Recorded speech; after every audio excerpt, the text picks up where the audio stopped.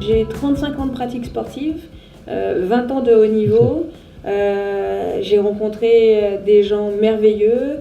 Par transversalité, j'ai découvert d'autres mondes. Donc, je suis allée dans le tissu associatif, le tissu humanitaire.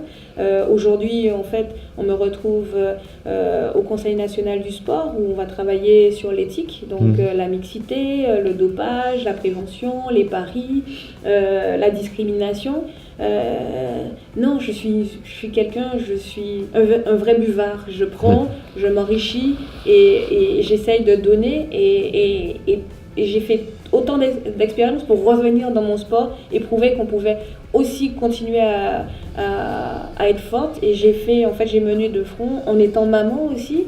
Donc avec 4 casquettes différentes, j'ai eu 20 ans d'une magnifique carrière et je pense que ma famille et mes amis qui m'aiment, ils ont accepté en fait mon rythme soutenu, trépidant, mais tous les moments qu'on a pu vivre ou qu'on vit encore, eh ben, ont été à 200 à l'heure comme ma personnalité. Et ceux qui ne m'aiment pas, ben, tant pis, on ne peut pas plaire à tout le monde. Mais je pense que tous ceux qui m'aiment, et même je dirais mes amis sur Facebook, Twitter et autres, qui suivent, ben, ils aiment le personnage. On aime, on n'aime pas, mais on suit le personnage. C'est pas difficile à porter, ça, d'être un peu le modèle? Non. Bon, franchement, je le vis bien. Non, je vous dirais que c'est comme dans tout. Si je n'avais pas réussi, ben, j'aurais continué une vie pépère, tranquille, normale. Mais voilà, je suis un peu atypique, un peu garçon manqué, alors que tout le monde j'étais dans un monde de filles.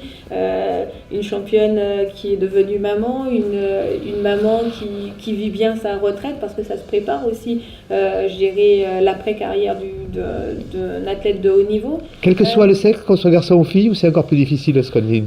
C'est toujours un peu plus soutenu, un peu plus difficile chez la femme. Mais je ne suis pas quelqu'un qui me plaint. Je suis quelqu'un qui s'inspire en fait de l'expérience des autres. Je tire profit de tout le monde.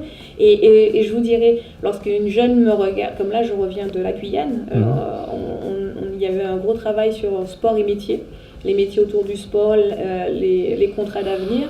Et il y a eu des jeunes qui sont venus, on a parlé, ben, j'étais contente en fait de me dire, voilà, je prends un temps parce que peut-être elle a vu l'escrime ou elle a fait de l'escrime un peu, entre guillemets, grâce à moi.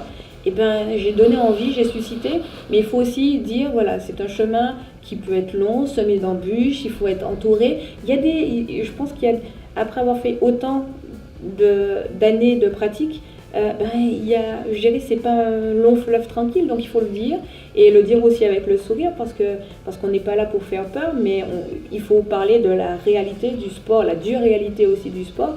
Il y a beaucoup de sacrifices, des fois quelques rayons de soleil avec la Marseillaise, mais c'est une merveilleuse aventure. Donc le dire à plein de gens, ben voilà, j'en suis fière, oui c'est vrai, et c'est jamais agressif.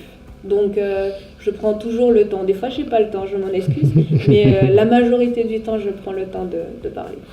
Vous êtes la preuve aujourd'hui et on vous remercie beaucoup. Peut-être en conclusion, un petit message que vous voudriez adresser à des jeunes filles qui regarderaient ce document, qui ont envie de s'engager dans le sport, en disant ça vaut la peine, même si on ne devient pas championne du monde, champion olympique. J'ai envie de dire en fait aux femmes, aux filles qui regardent, j'ai envie de dire osez pour réussir. Déjà osez, planifiez et faites-vous plaisir. De toute manière, vous ne serez pas la première à passer, vous ne serez pas la dernière. La seule chose, c'est qu'il ne faut pas avoir de regrets dans la vie. Donc si vous n'osez pas, eh ben, vous ne saurez jamais et vous vivrez en fait dans le regret. Donc pour cela, essayez de faire tout au moins comme moi, mais au moins gardez le sourire.